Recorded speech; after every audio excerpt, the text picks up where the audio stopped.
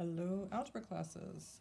We're going to be taking a look at our samples for lesson 9.6b in preparation for our quiz 9.6b. We're still working on solving our quadratic equations using a variety of different techniques.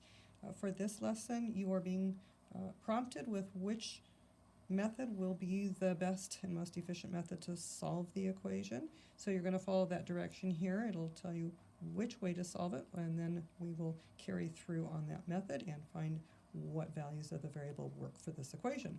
So our very first sample, we're asked to solve by factoring, and this is a really good equation to solve by quadratic factoring.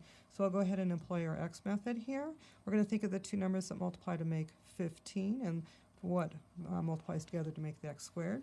And we're going to notice that x times x is x squared, and positive 5 times negative 3 gives us negative 15, and our diagonals here are 5x minus our 3x gives us the 2x that we need here in the middle. So we're going to rewrite this now in factored form. Remember, we go across. So x plus 5 times x minus 3 gives us 0.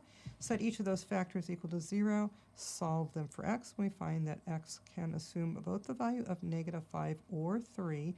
Both of these values will solve this quadratic equation. Remember, we can have up to 2 values for our variable when we are solving a quadratic equation. All right, the second example is also a factoring example, but we're not going to use our quadratic factoring technique on our second sample. We'll actually use greatest common factoring. Remember, we always want to check to see if greatest common factoring does work. If it does, we want to use it. Here it didn't work. There is no number greater than 1 that will divide into 1, 2, and 15. And there's no variable that is in all three of these terms that we could factor out either. So greatest common factoring didn't work here, just our trinomial factoring worked. On our second sample here, where it still says to solve by factoring, we are going to get equal to 0 first, and then we're going to find some common factors in both of the terms that we can factor out. So we're going to add 36x on both sides to get equal to 0 so that we can use this idea of factoring to solve this equation.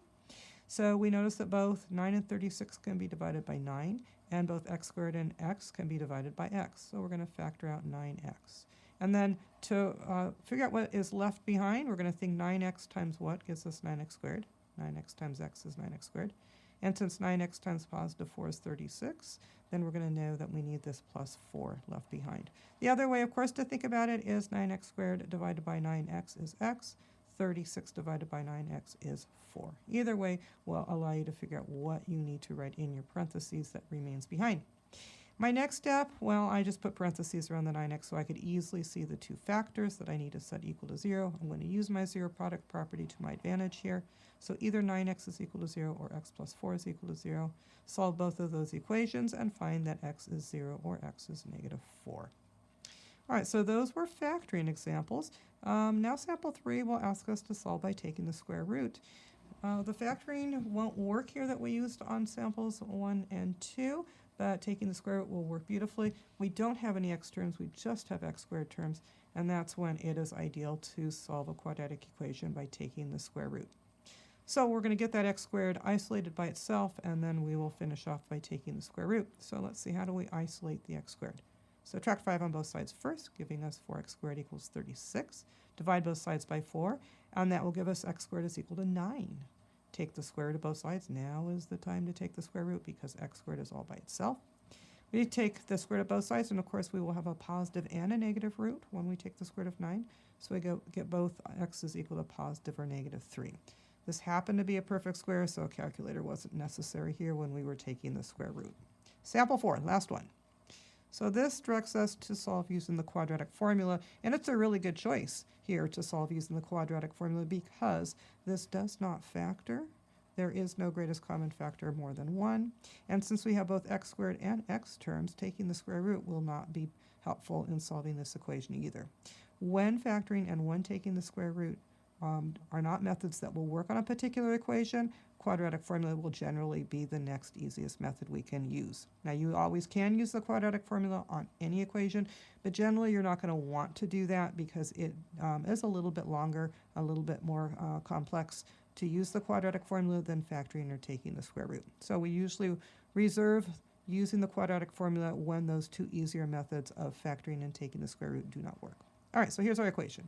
X squared minus 6x minus 12 equals 0. Identify your a, b, and c. Since we're in standard form of our quadratic equation, we simply pull off the coefficients of our x squared, our x, and our constant. And remembering we need to bring down the signs that we see on those coefficients and on the constant. And then I have my quadratic equation written over here in my thinking bubble. X equals the opposite of b plus or minus the square root of b squared minus 4ac all over 2a.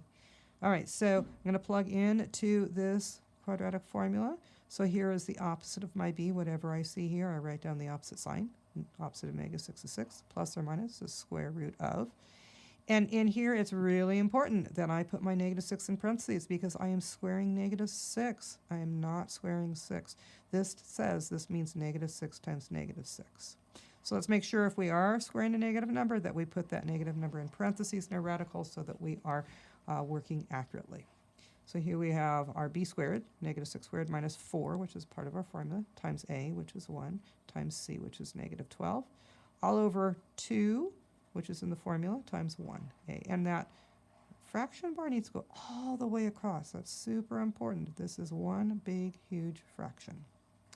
All right, now let's simplify in the radical. We'll just copy what's outside of the radical, copy the 6 and the plus, minus, and the 2. And inside negative 6 squared is 36. We are subtracting 4 times 1 times negative 12. We're subtracting a negative. That means we're actually adding. If we see a minus and a negative sign, two negatives basically, two negatives make a positive. 4 times 1 times 12 is 48. So we're going to add 36 plus 48 in the radical. 36 plus 48 is 84. So we now have x is 6 plus or minus the square root of 84 over 2. At this point, you may use your calculator to approximate the square root of 84. We are losing a little bit of accuracy by writing it down only to two decimal places, but for what we're doing, we will be fine with that.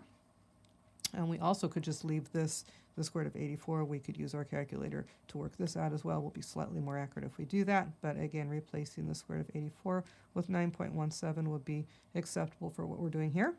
And then you can use your calculator to work out these two final values.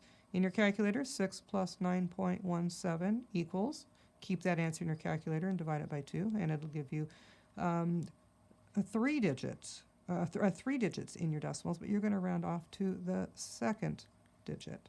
So rounding off to the hundredths place each time, you'll have 7.59, and here you would plug into your calculator 6 minus 9.17 equals, take that answer, divide it by 2, and round it off to the nearest hundredth, you'll have negative 1.59. Now remember, your calculators are going to display more digits than you should show in your final answer. You're always rounding to the nearest hundredths place. Okay, that concludes our work on this video now. And now it's time for you to move on to your next step, and we'll see you next time.